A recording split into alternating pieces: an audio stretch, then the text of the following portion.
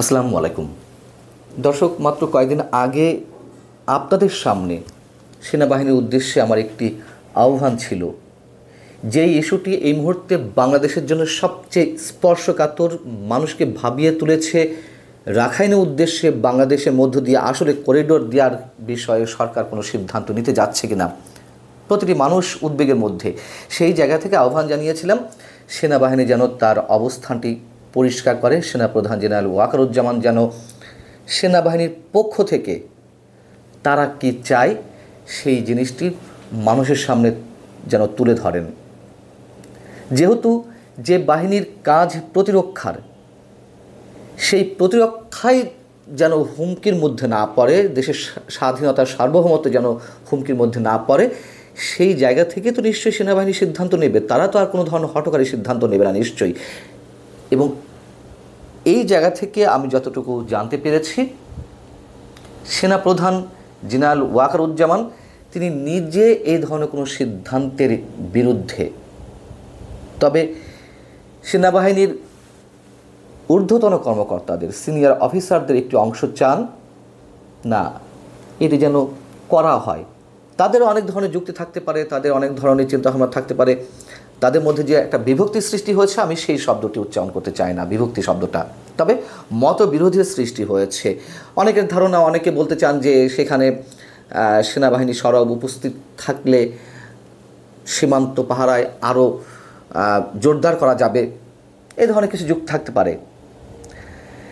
কিন্তু আমি এ প্রশ্নও তুলেছিলাম এই আহ্বান জানানোর আগে, সেনাবাহিনীর অবস্থানটি তারা যেন জানায়, এই আহ্বান জানানোর আগে এই প্রশ্ন তুলেছিলাম আমাদের এখন যিনি বা সরকারের যিনি জাতীয় নিরাপত্তা উপদেষ্টা ডক্টর খলিলুর রহমান, তাকে কি কারণে, কি উদ্দেশ্যে এই পদে বসানো হলো। তিনি তো ছিলেন রোহিঙ্গা বিষয়ক অগ্রাধিকার সম্পর্কিত বিশেষ দূত। কেন তাকে জাতীয় নিরাপত্তা উপদেষ্টা দেওয়া হলো, করা হলো যুক্তরাষ্ট্রের পাসপোর্ট হোল্ড করা সত্ত্বেও? এবং প্রশ্ন তুলেছিলাম যে এই ধরনের পদে নিয়োগ দেওয়ার আগে সেনাপ্রধানের সঙ্গে আলোচনা করতেই হবে এমন কোনো কথা নেই, কিন্তু এই মুহূর্তে তো সেনাবাহিনী একটি ভাইটাল রোল রয়েছে এবং সেনাপ্রধানের একটা গুরুত্বপূর্ণ ভূমিকা অন্তত বাংলাদেশের গণতান্ত্রিক প্রক্রিয়া উত্তরণের ক্ষেত্রে রয়েছে। তিনি নিজেও 5 আগস্ট সবার উদ্দেশ্যে বলেছিলেন, জাতির উদ্দেশ্যে বলেছিলেন যে তার উপরে যেন বাংলাদেশের মানুষ আস্থা রাখেন। এবং নিঃসন্দেহে বাংলাদেশের আগামী যে নির্বাচন, সেখানে সেনাবাহিনীর একটি মুখ্য ভূমিকা থাকবে। সেই জায়গা থেকে আমি বলেছিলাম যে তার সঙ্গে কোনো আলোচনা করা হয়েছে কিনা। যেহেতু তিনি তখন রাশিয়া সফরে ছিলেন, সেই সফর চলাকালীন সময়ে কেন ডক্টর খলিলুর রহমানকে উপদেষ্টা পদে নিয়োগ দেওয়া হলো সে প্রশ্নটিও তুলেছিলাম। যতটুকু জানতে পেরেছি, ডক্টর খলিলুর রহমান জাতীয় নিরাপত্তা উপদেষ্টা হওয়াতে খুব স্বাভাবিকভাবেই প্রতিরক্ষা বাহিনীতে বা সেনাবাহিনীতে তার একটি প্রভাব এরই মধ্যে পড়ার কথা। এবং সে কারণেই কিছু ঊর্ধ্বতন কর্মকর্তা তারা চাইছেন যে করিডোরটি দেওয়া হোক।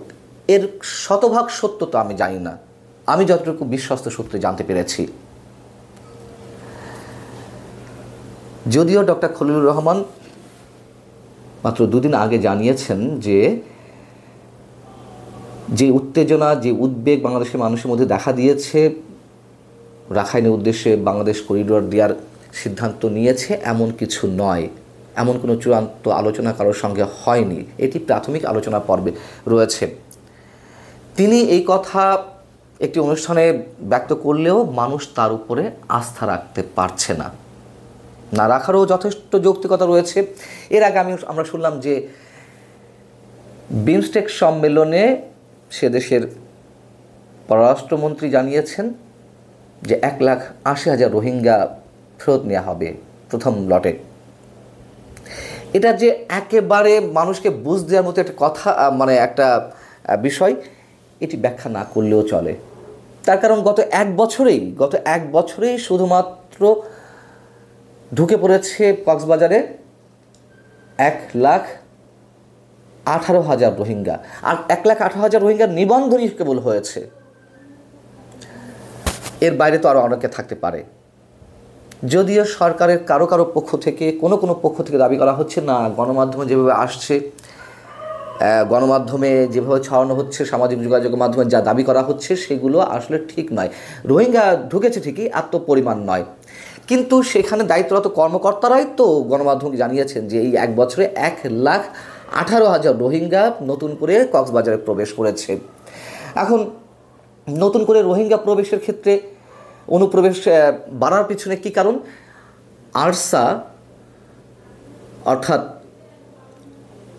আরাকান রোহিঙ্গা সালভেশন আর্মি আর আরাকান আর্মির মধ্যে যেই দ্বন্দ্ব, যে সংঘর্ষ সেখানে চলছে, সেখানে ক্রস ফায়ারে পড়ে নির্যাতনের শিকার হয়ে এই মানুষগুলো বাংলাদেশের দিকে ছুটে আসছে।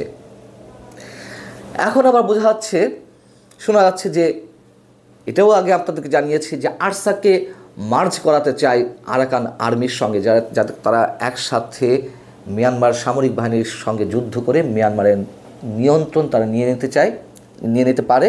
এবং এর পেছনের উদ্দেশ্য যুক্তরাষ্ট্র, এগুলো নতুন করে কিছু বলা নেই, এই কদিন ধরে আমরা বলে আসছি। কথা হচ্ছে যে এটি যদি হয় কোনোভাবে, এটি সম্ভব চীনের পক্ষে মেনে নেওয়া, রাশিয়ার পক্ষে মেনে নেওয়া, ভারতের পক্ষে মেনে নেওয়া। আর আরাকান আর্মি এবং আরসা যে একসাথে মার্চ করে মিয়ানমার সামরিক বাহিনীর বিরুদ্ধে যুদ্ধ করবে, সেটিরও তো কোনো প্রশ্ন ওঠে না। এবং এক্ষেত্রে সৌদি আরবও এগুলোকে সমর্থন করবে না, তখন সৌদি আরব শেল্টার দেয় আরসাকে। আর ঐতিহাসিকভাবে আরসা এবং আরাকান আর্মি মুখোমুখি অবস্থানে সবসময়। আরসা মুসলমানদের মধ্য থেকে গড়ে ওঠা সশস্ত্র সংগঠন, আর আরাকান আর্মি তো আমরা সবাই জানি যে বুদ্ধিস্টদের মধ্য থেকে গড়ে ওঠা সশস্ত্র সংগঠন। এটি করতে গেলে তো বা যে কোনো রাষ্ট্রের মধ্যে থেকে করিডোরটা দেওয়া যদি লাগে অন্য কোনো রাষ্ট্রে বা বিশেষ পক্ষের উদ্দেশ্যে, সেখানে তো কয়েকটি পক্ষের সম্মতি প্রয়োজন, অন্তত এক্ষেত্রে 4টি পক্ষের সমর্থন প্রয়োজন। একটা হচ্ছে বাংলাদেশ তো আছেই, জাতিসংঘের সমর্থন প্রয়োজন, জাতিসংঘ আছে, যুক্তরাষ্ট্রের পক্ষে খেলা করছে, মিয়ানমার সামরিক বাহিনী বা মিয়ানমার সরকারের সমর্থন প্রয়োজন, আর আরাকান আর্মি। এইখানে হয়তো 3টি পক্ষ একসাথে আছে, আরাকান আর্মি, বাংলাদেশ এবং জাতিসংঘ, যুক্তরাষ্ট্র পেছন থেকে আছে। কিন্তু আর যাদের কথা বললাম, তারা কি কোনোভাবেই সম্ভব তাদের পক্ষে মেনে নেওয়া? চীন, রাশিয়া, ভারত। এবং এর সঙ্গে আরও একটা কথা জানিয়ে রেখে, অবশ্যই জাতিসংঘের রেজলিউশনের বিষয়টি আনতে হবে, সিদ্ধান্ত নিতে হবে। সেই রেজলিউশন নেওয়াও সম্ভব, গ্রহণ করা সম্ভব। সেখানে চীন ভেটো দেবে না, রাশিয়া ভেটো দেবে না, প্রত্যেকের তো যার যার স্বার্থ রয়েছে মিয়ানমারে। শুধু একা যুক্তরাষ্ট্র ক্যাপচার করে নেবে, নিয়ন্ত্রণে নিয়ে নেবে, আর সবাই বসে বসে আঙুল চুষবে, প্রশ্নই ওঠে না। তাহলে কোন জায়গা থেকে আমাদের সরকার এটি নিয়ে ভাবনার সময়ও পায়, আলোচনা করার সুযোগ পায়? কী উদ্দেশ্যে? এজেন্ডাটা কি? এজেন্ডা তো আমরা এর মধ্যে আলোচনা করেছি অনেক কিছুই, কিন্তু তারপরও এইগুলোকে ইস্যু করে কেন মানুষকে উদ্বেগের মধ্যে রাখা হবে? সেই জায়গা থেকে আমার আহ্বান ছিল সেনাবাহিনীর প্রতি, যেন তারা তাদের অবস্থানটি জানায়। এবং অবশ্যই সেনাপ্রধান, যেহেতু তার কাঁধেও অনেক দায়িত্ব, রাষ্ট্র মেরামতের দায়িত্বে যে শুধুমাত্র রাজনৈতিক দলগুলো, নিশ্চয়ই তা নয়। এবং বিশেষ করে 5 আগস্টের পরে সেনাবাহিনীর একটা প্রধান ভূমিকা তো রয়েছেই, সেটি তো আমাদের স্বীকার করতেই হবে। সেই জায়গা থেকে অবশ্যই আমরা যে তথ্যগুলো পাচ্ছি, যে সংবাদগুলো পাচ্ছি, যেই মতবিরোধী সৃষ্টি হয়েছে, সেগুলো আমরা তো আশা করব দেশের স্বার্থে, ব্যক্তি বিশেষের কোনো স্বার্থে নয়, দেশের স্বার্থে সেনা সদস্যরা ঐক্যমত্যে পৌঁছাবেন এবং সেটি যত দ্রুত সম্ভব সেনাপ্রধান যেন আমাদেরকে তাদের অবস্থানটি পরিষ্কার করেন। আল্লাহ হাফিজ, ভালো থাকুন সবাই।